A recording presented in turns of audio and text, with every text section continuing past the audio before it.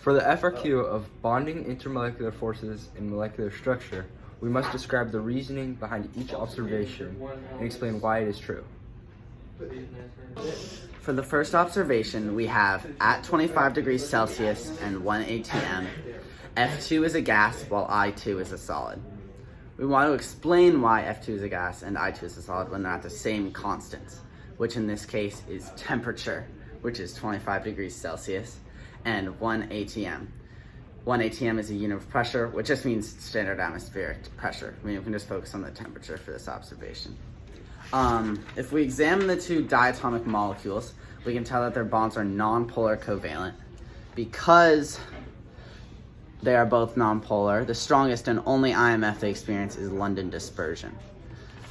Because London dispersion is caused by imbalances in orbiting electrons, and iodine has more total electrons than fluorine, iodine 2 is more likely to have these imbalances and therefore experiences greater dispersion forces than fluorine 2. Using this knowledge, we know that it takes more energy to turn iodine 2 into the gas phase, which is why at the instance of 25 degrees Celsius, F2 is a gas while I2 is a solid.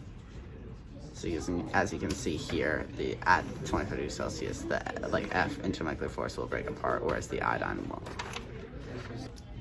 For the second observation, we have the problem NaF has a higher melting point of 993 degrees than CsCl, which is 645 degrees Celsius.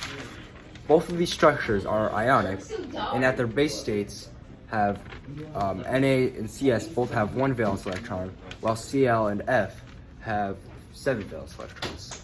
The only difference being that Cs and Cl have more energy levels than NaF, and therefore are much larger and less electronegative than the other one. You can see this where Cs and Cl are much larger and therefore less attracted to each other, where Na and F are much smaller and more attracted to each other. This means that Na and F will have the higher melting point because it's more attracted than the Cs and Cl, which will have the less attractive lower melting point. For the last observation, we have ammonia, NH3, is very soluble in water, while phosphine, pH3, is only moderately soluble in water. Water is a polar molecule, so when other polar molecules are placed in the water molecules will be attracted to those compounds, causing them to dissolve into the water. NH3 and pH3 are both polar covalent molecules. So as you can see here, water has a polar, positive and negative end, and so do ammonia and phosphine. So when they're placed in water, the opposite poles will attract each other. NH3 is more soluble in water than pH3 because that's what the observation states. So this means NH3 is more attractive to the water, which also means that NH3 is more polar than the pH3. So the reason that NH3 is more polar than pH3, and also here's an image of those things bonding with the water. You can see the different poles are attracted to each other.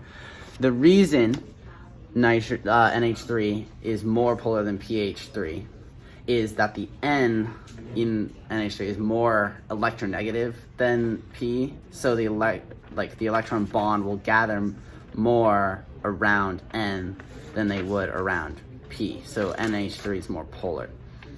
N is also a smaller atom than P, so the water will have more Coulombic attraction to it. So that's why NH3 is more polar than pH3 and therefore is more soluble in the water.